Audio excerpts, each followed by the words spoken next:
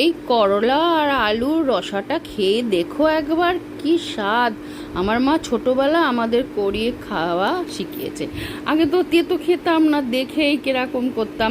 তারপরে মা এইভাবে রান্না করে আমাদের খাওয়াতো, বেশ আমাদের কি ভালো লাগতো। তাই আমি তোমাদের সাথে শেয়ার করছি মায়ের এই রান্না। করলাগুলোকে প্রথমে পিস পিস করে কেটে দানাগুলো ফেলে দিয়ে একটু জাস্ট জলে ভাপিয়ে নিয়েছি, কেননা একটুখানি কষটা চলে যাবে। তারপরে তেলে একদম কড়া কড়া করে ভাজবো, তেলটা ভালো করে গরম হবে। জলটা ঝরিয়ে নিয়েছি, করলাগুলো ভালো করে লাল লাল করে ভেজে নিয়ে তারপরে এগুলো ছেঁকে তুলে দেব।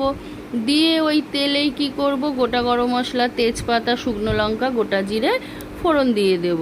দিয়ে তারপরে নেড়ে চেড়ে ওই যে আলুগুলো কেটে রেখেছিলাম সেই আলুগুলো দিয়ে ভালো করে ভেজে নেব। এগুলো লাল লাল করে ভাজতে হবে। ভেজে তারপরে আদা আর টমেটো পেস্ট করে রেখেছি, এটা নিরামিষ তো তাই নিরামিষই হবে। ভালো করে ওইগুলোকে কষিয়ে নেব। কষিয়ে তারপরে জিরে, ধনে, লঙ্কা, হলুদ, নুন দিয়ে আবার একটু ভালো করে বেশ লাল লাল করে কষবো। যেই কষানো হয়ে যাবে তারপরে জল দেব। জল দেওয়ার পরে এইবার তোমার করলা যে ভাজাগুলো না, ওইগুলো দিয়ে একটুখানি নেড়ে নেব। আলুটা যেই কষা হয়ে যাবে করলাগুলো দিয়ে একটু নাড়বো, ওর ভেতরে একটু ঢুকবে। তারপরে জল দিয়ে ফুটবে, তার মধ্যে একটু চিনি দেবো। নিরামিষ রান্না একটু চিনি না দিলে ভালো লাগে না। একটু চিনি দেবো আর গুঁড়ো গরম মশলা দেবো। এবার তোমরা যদি ঘি খেতে চাও ঘি দেবে, আমাদের ঘি খাবে না বলে তাই দিইনি। ঘি দিলে আর একটু ভালো লাগবে।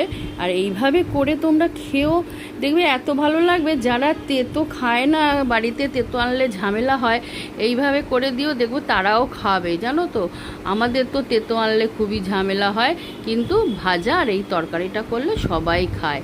কি ভালো লাগে, বোঝাই যায় না যে তেতো খাচ্ছে নাকি রসা খাচ্ছে।